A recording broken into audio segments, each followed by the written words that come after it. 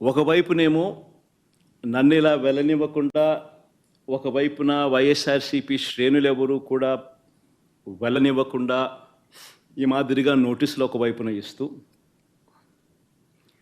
మరోవైపున టీవీలలో చూస్తే ఆశ్చర్యకరమైన విషయాలు,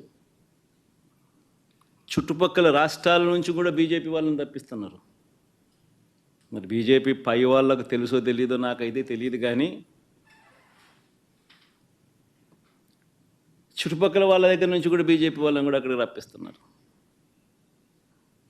కొన్ని వేల మంది పోలీసులు అక్కడ మోహరించినట్టుగా చూపిస్తూ ఉన్నారు. నేను అడుగుతా ఉన్నా, ఎందుకు ఇంతగా టాపిక్ డైవర్ట్ చేయడానికి కోసం ఎందుకు ప్రయత్నం చేస్తూ ఉన్నారు?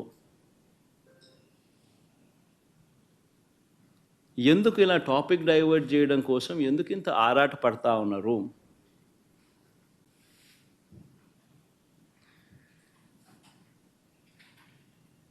గమనించినట్లయితే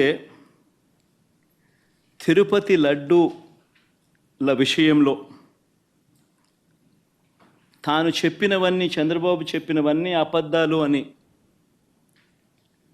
ఒక్కొక్కటిగా రుజువవుతూ కనిపిస్తూ ఉన్నాయి.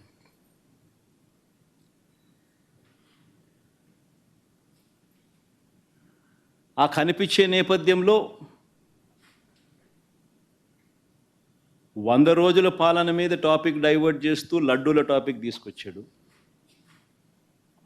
ఆ లడ్డూల టాపిక్లో చంద్రబాబు నాయుడు అడ్డగోలుగా తప్పు చేసి గుడి పవిత్రతను దెబ్బతీస్తూ అడ్డగోలుగా దొరికిపోయేసరికి మళ్ళీ ఈ టాపిక్ను డైవర్ట్ చేసేందుకు, లడ్డూల టాపిక్ను డైవర్ట్ చేసేందుకు కొత్తగా ఇప్పుడు డిక్లరేషన్ టాపిక్ తీసుకొచ్చి మళ్ళీ అది ఇంకొక రాజకీయం చేస్తూ ఉన్నారు. ఒకసారి గమనించినట్టయితే తిరుమల పవిత్రతను, స్వామివారి ప్రసాదం విశిష్టతను, తిరుమల పవిత్రతను, స్వామివారి ప్రసాదము విశిష్టతను, తిరుపతి దేవస్థానం పేరు ప్రఖ్యాతలను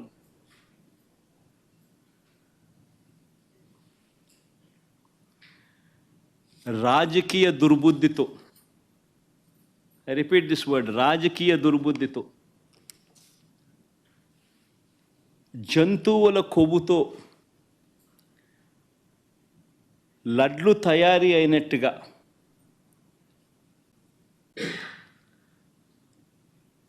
ఒక జరగని విషయాన్ని జరిగినట్టుగా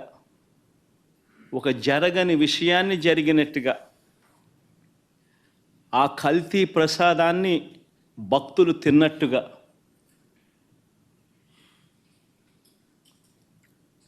నిజంగా ఒక ముఖ్యమంత్రి స్థానంలో ఉన్న వ్యక్తి తెలిసి అబద్ధాలు ఆడుతూ, అసత్యాలు చెబుతూ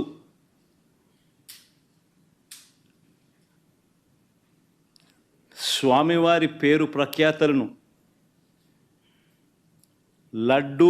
తిరుపతి లడ్డు విశిష్టతను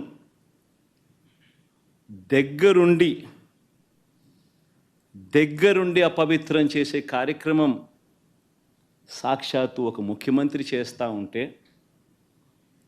ఇంతకన్నా దారుణం ఎక్కడైనా ఉంటుందా? ఇంతకన్నా అధర్మం ఎక్కడైనా ఉంటుందా అని ఆలోచన చేయమని అడుగుతా ఉన్నా.